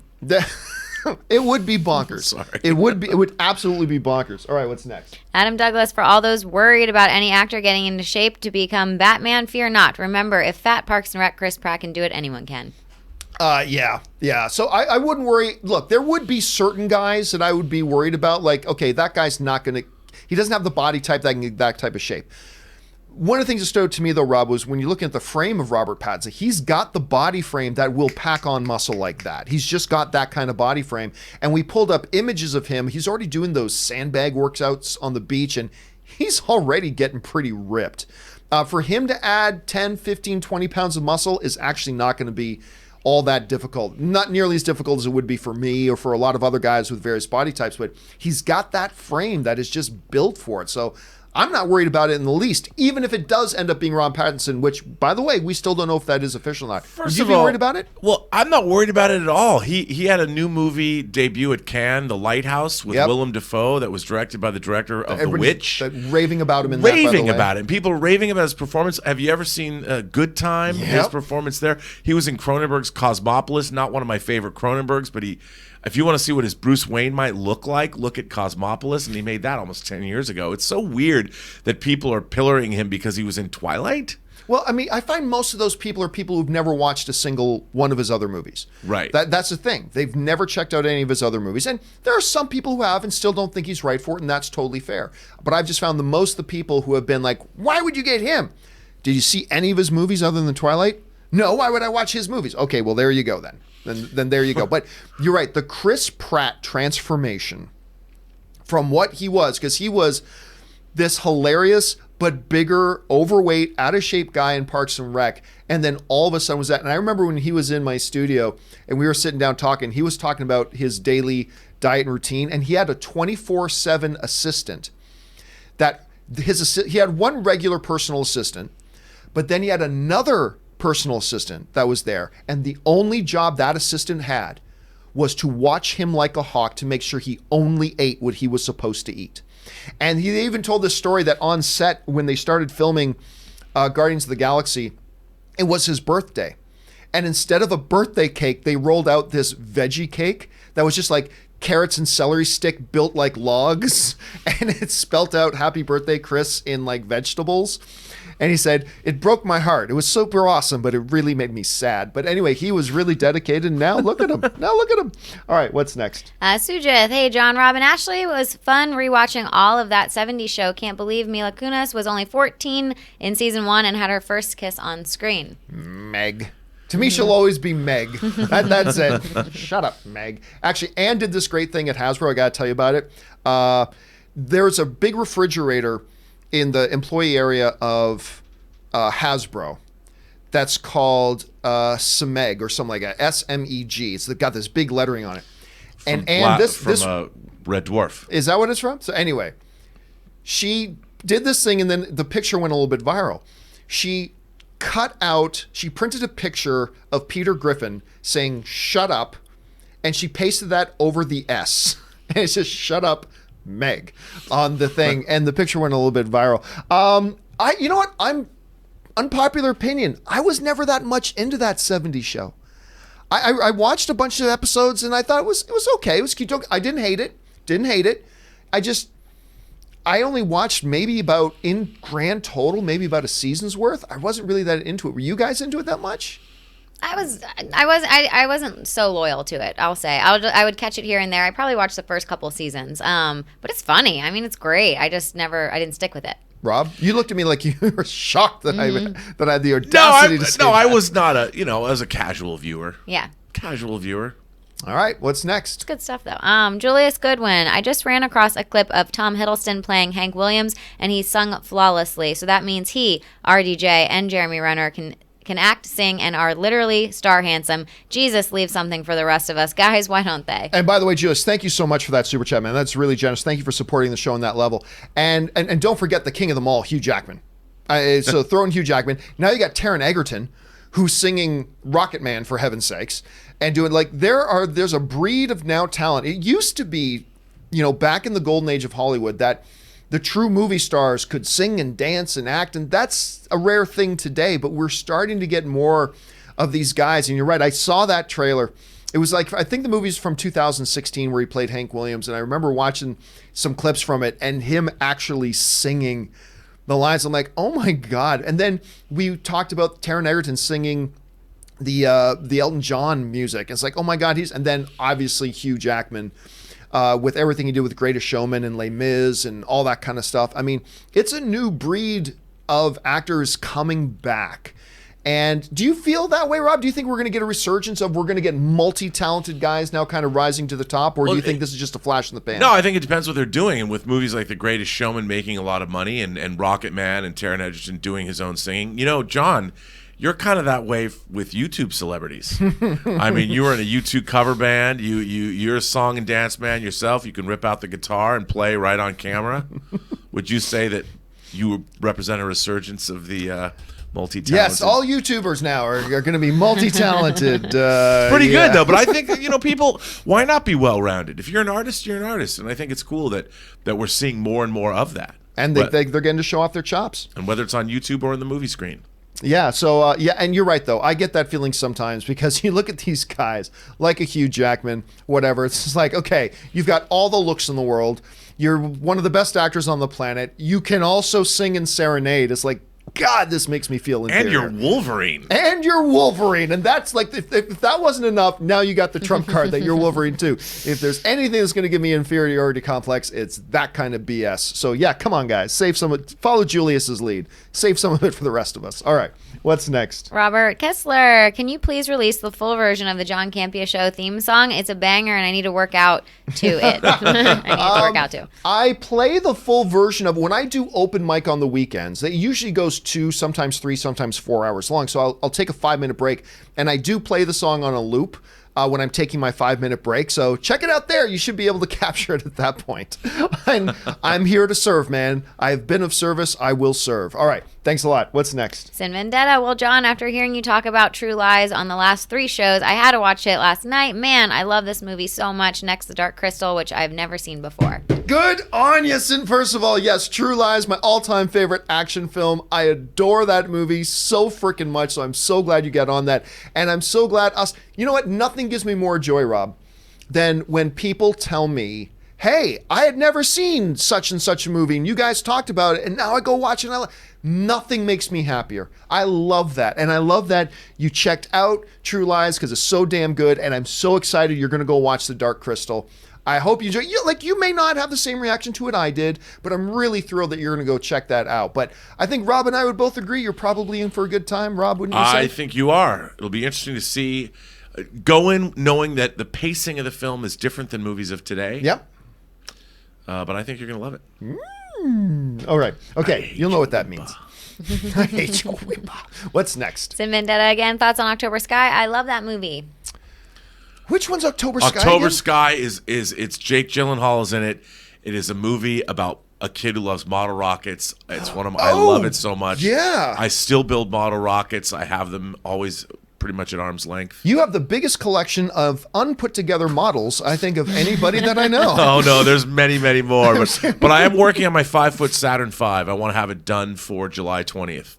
To launch for the 50th anniversary of the moon landing. All right, what's next? Zach Bartron, George R.R. Martin gave an update on Winds, just saying it's coming and that he wouldn't commit to a release because he's done that before and burned us and jinxed himself. I wouldn't want a set release date until he hands in that manuscript. Yeah, again, fact checker Jonathan, and by the way, Zach, thank you so much for that generous super chat. Fact checker Jonathan mentioned that in the movie news feed today, and it is good that he's saying, look, I've told people the dates and I never hit them, clearly. But it's coming. You know what? I don't think they are coming. I honestly, I don't think they're coming. I think he's just sitting back, swimming in his hot tub full of money. With all the money he made from the television series, now he's got new series coming based on his work, which he's going to collect big fat checks from. He gets to be a rock star now and not write the damn books.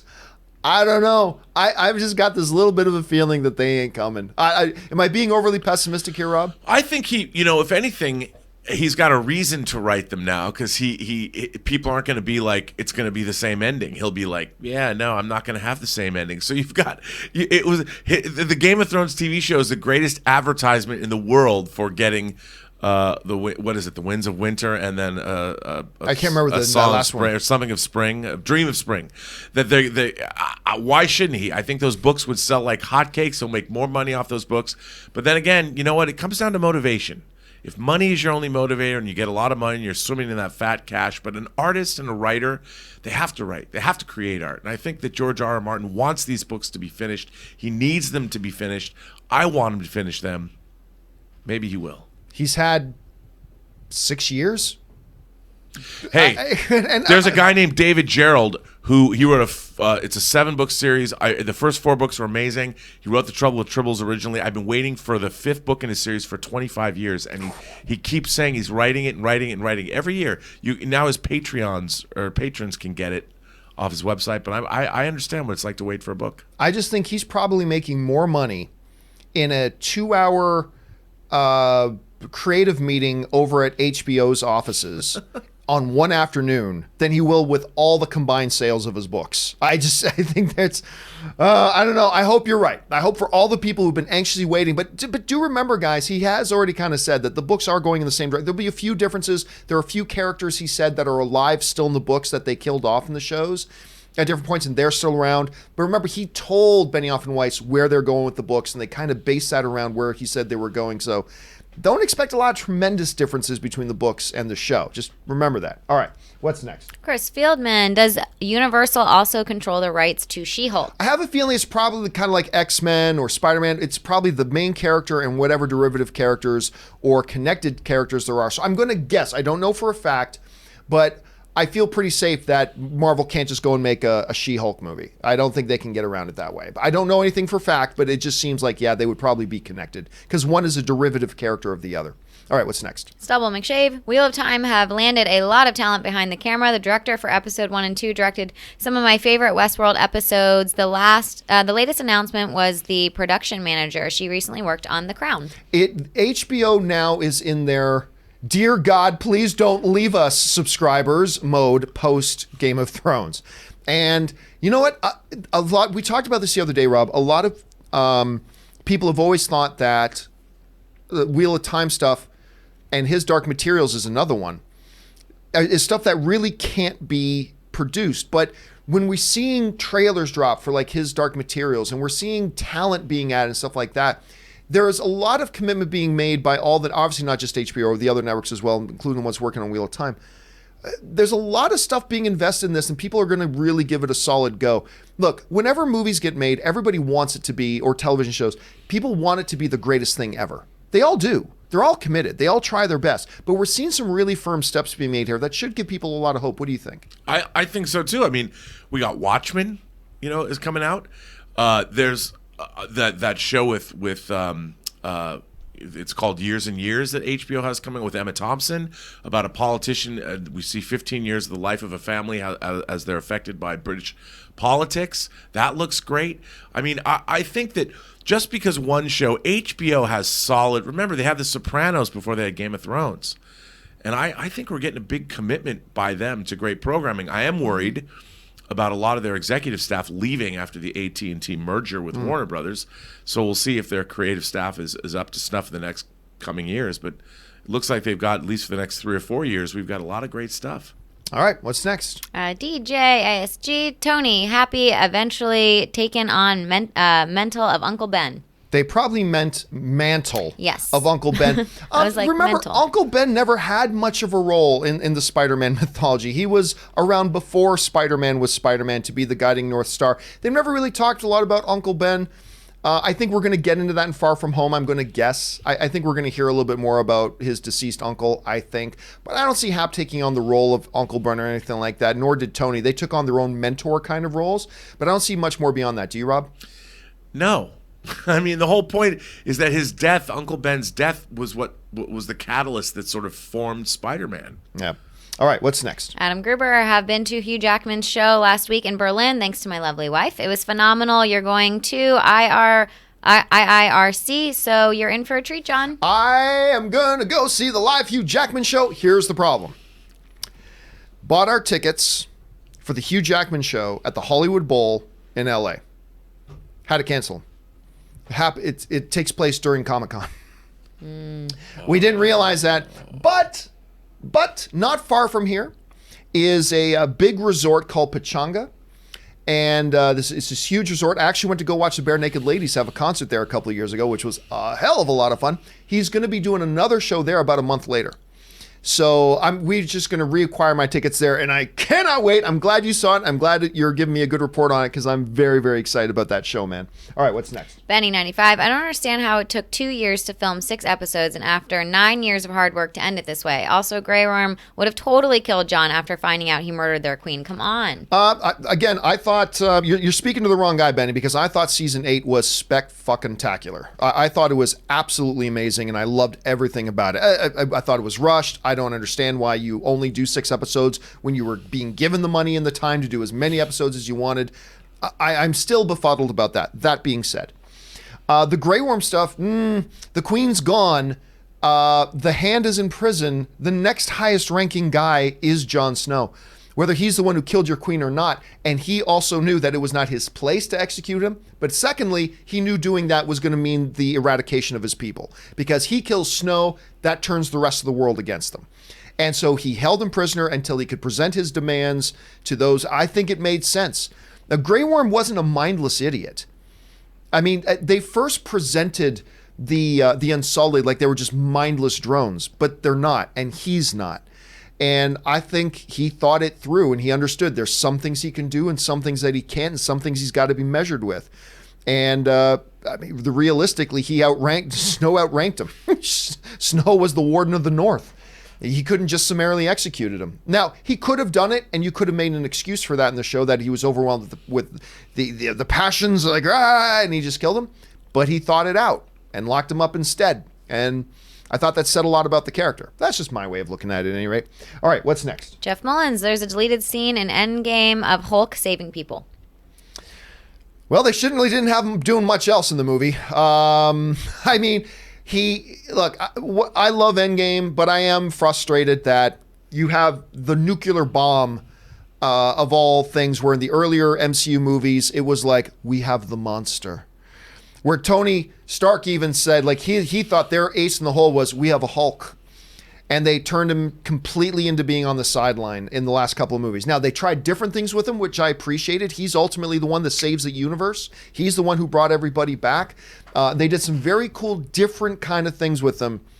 But I agree with some other people who were also kind of frustrated that that's what 2 movies, and we just had Hulk jobbing to Thanos in the first minute of Infinity War, and that's it. That's all the action we get out of the frickin' Incredible Hulk. That's what we got. I will admit I'm a little bit frustrated about that, but you know what? They tried something really bold and different with them, and I always applaud trying something really bold and different. All right, a couple more here. What's next? Julius Goodwin, cost to be Batman, $1 billion. Cost to be Iron Man, $10 billion. The look on Thanos' face when Captain Marvel took out his world ship in seconds, priceless. That was a truly first, I'm effed, kind of look that we ever saw in Thanos in his face. I gotta tell you what, I did really like that moment. Rob, what do you think about it? I loved it. I thought it was great. And one of my favorite moments in Endgame was when Thanos headbutts Captain Marvel and she doesn't even flinch. Oh, that was great. A couple great things about that fight. Like the headbutt part and she just smiles at him. That was great. And then in one shot, he knocks her out. Like he knocks her the F out and all that. It was a great battle. There's so many great battles in that last scene. Like the one-on-one matchups. There were just some incredible stuff, of course, highlighted with Cap with Mjolnir. It's just so much good stuff. All right, anyway, what's next?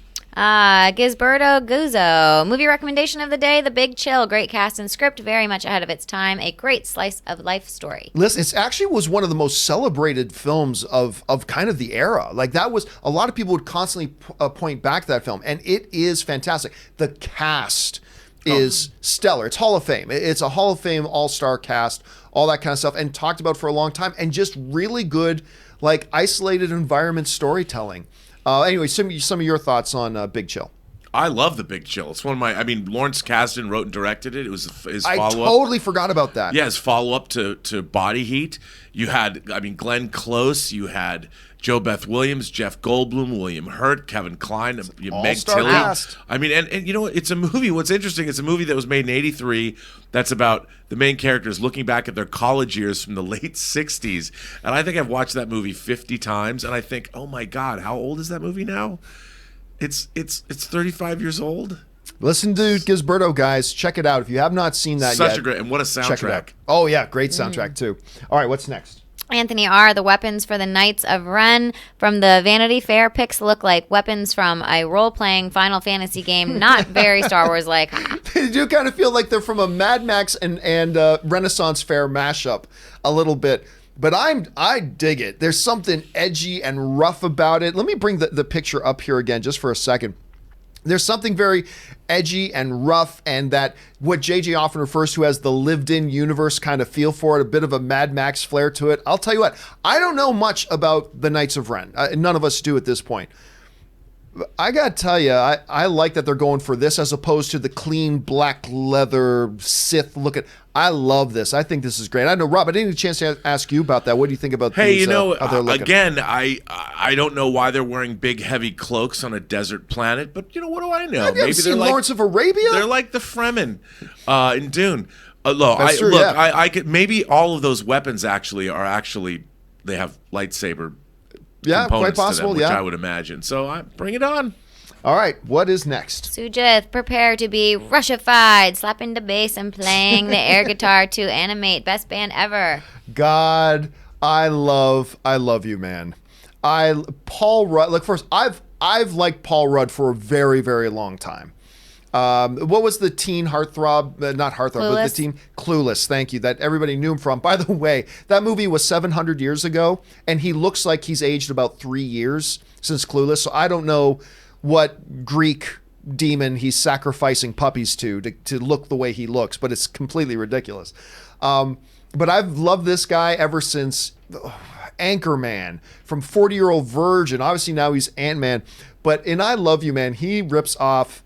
All right, take it easy, Jobin. I don't know why I just called you Jobin. I mean, it's rich. If you haven't seen I Love You, man, please. And yes, they celebrate one of the, if not the greatest band of all time, of course, Canada's own Rush. The whole movie is like a love letter to Rush, which is great. Have you had a chance to see I Love You, Man? I love You, Man on Blu-ray. I love You, Man. Love that movie. That movie never ceases to amaze me. I laugh every single time. Me too. All right. And it's got Lou Ferrigno in it. Yes, it does. Who's great in it, by the way. All right, what's next? Christopher Brickner, why is lowest common denominator a criticism? Is it really valid to criticize a movie for trying to appeal to the most amount of people? There's a difference, though, Christopher, between doing something that has broad appeal versus when people talk about lowest common denominator, it's like going to the absolute bottom of the barrel for what we can possibly pull up in this. Now, trying to appeal to a wide group, we hear about 4-quadrant films and all that kind of stuff, but there is a difference between just trying to appeal to a wide group of people and then getting desperate to try to do it. And I think there is a very, very clear distinction between those things. And I think when people say lowest common denominator, they are not saying that synonymously with broad appeal. It's something that goes way below broad appeal. How would you define it, Rob? Like, how would you? No, I think you know, lowest. You can have broad appeal and make something smart, elevated. I think The Shawshank Redemption is a good example of a movie that goes for the widest possible appeal, very heartfelt, yet it doesn't flinch from being a movie about the important things in life: love, hope, friendship, and it's not dumb necessarily. And I think Transformers movies can tend to be lowest common denominator. Like when you have, here's an example, just what you were just talking about, Rob, and then go to a Transformers movie and look, robot dog humping the girl's leg. Right. Devastator with giant metal testicles swinging. I mean, so there's lowest common denominator is not necessarily broad appeal. So there are because there. Look, I think lowest common denominator humor can appeal to everybody because in we all in the right way. Yeah, we like body low. I would call it lowbrow humor. Nothing wrong with that. But and there's nothing wrong with going for a lowest common denominator appeal. I happen to prefer my intelligent entertainment more than, say, my lowbrow entertainment. But to me, I'll watch lowbrow entertainment if it's good. All right, guys. Hey, listen. So we are now at the hour and a half. We're over an hour and a half now. So we're going to wrap things up. I want to let everybody know, for all of you who have sent in super chat questions that we don't have time to get around to, do not worry. I'm going to gather up all these questions and I'm going to answer them in a companion video later today. So your questions are going to answer today.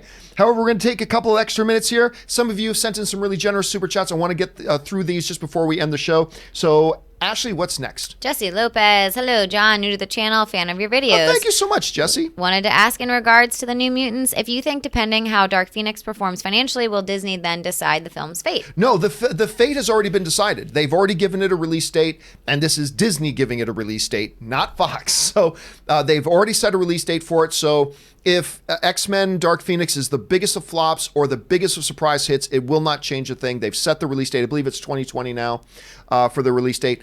That's where it's going to be. That's where it's going to stay, regardless of what happens with Dark Phoenix. So the movie's finally going to come. Trailer came out in 2017, and it's finally going to come out in 2020. Dear heavens. All right. What is next? Next is Michael B. You got it? Yep. Hey, John and crew. I watch the show faithfully. Do you think we will ever get another good gangster film like Goodfellas? I know Scorsese's Irishman is coming, but it doesn't seem that will be it. I thought we were talking a little bit earlier, Rob, about Gangster Squad, and I thought this is the next Godfather, Goodfellas, Casino, whatever. This is the next. Oh my God, it's not. Irishman has some potential to it.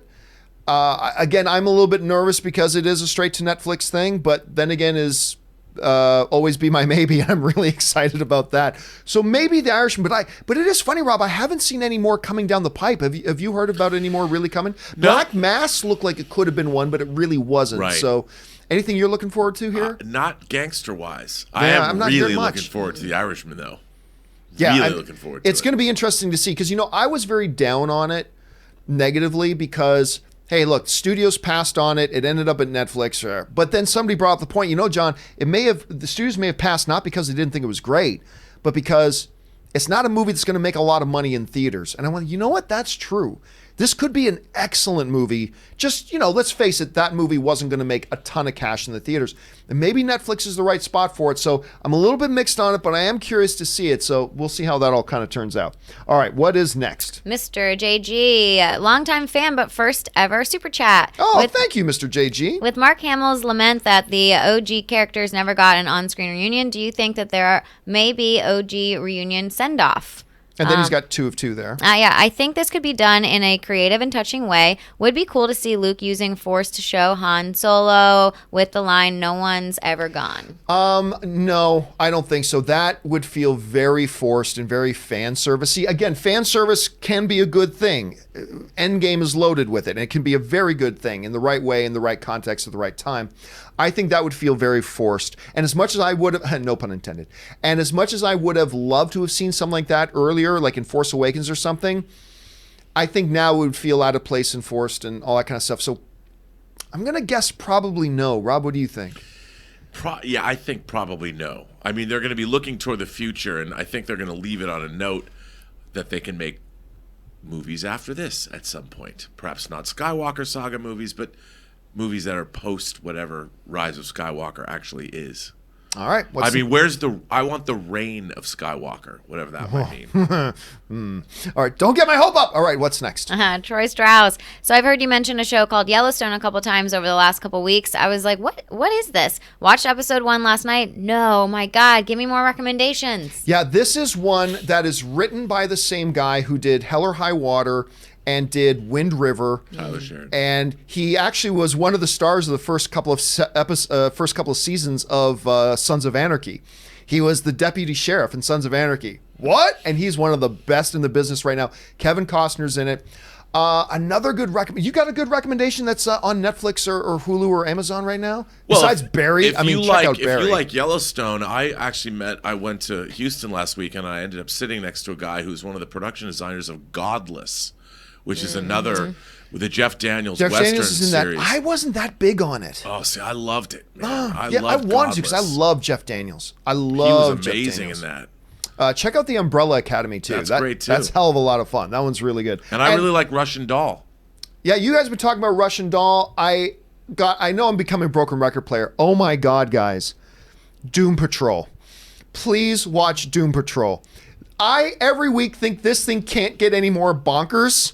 And they did something on this last episode that I never would have thought I would ever see in any comic book material or anything. For those of you who've seen it, all I'll say is, oops, I flexed the wrong muscle.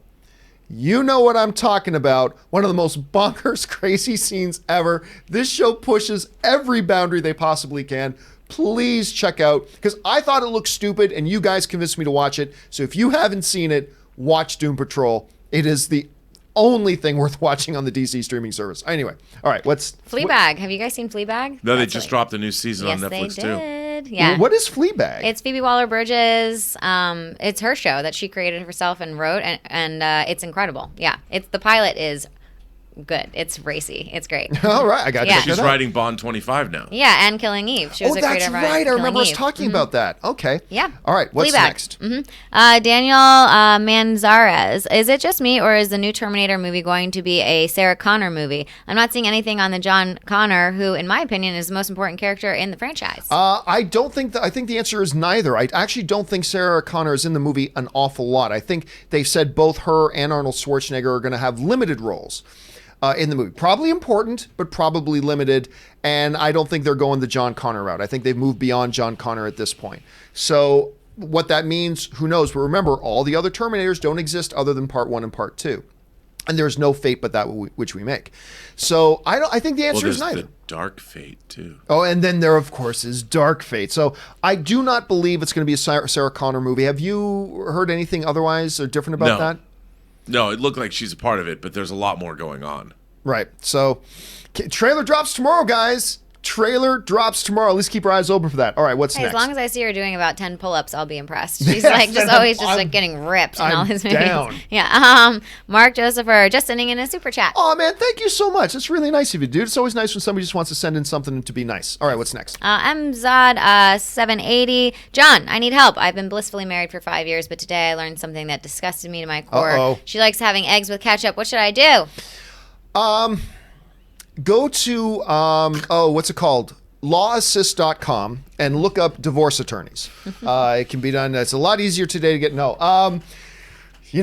sometimes you just got to accept and appreciate the imperfections in your partner. It's not good. I mean, I think I would rather wake up to find out she assassinated a political leader 5 or 6 years ago that I didn't know about. I think I'd rather find that out, but you got some challenging times ahead of you.